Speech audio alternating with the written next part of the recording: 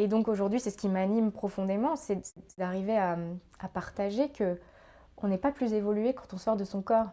Il y a 80% des gens qui font ces expériences ou qui cherchent à les faire, qui sont dans une fuite profonde de la matière, qui sont dans une souffrance de ce qu'ils ont à vivre dans leur vie incarnée, pour laquelle ils n'ont pas les moyens de la traverser, et donc c'est plus facile de chercher des palliatifs ailleurs.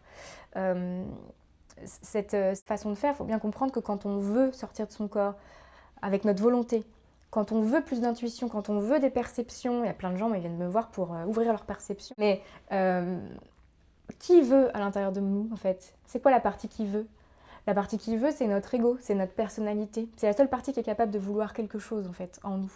Donc on est de nouveau pris dans un mécanisme égotique en fait, alors même qu'on essaye de s'en extraire.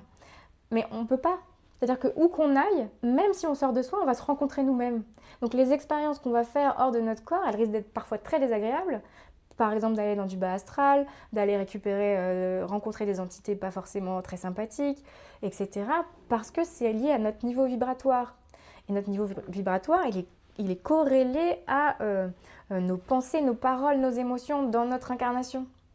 Donc tout ça est lié.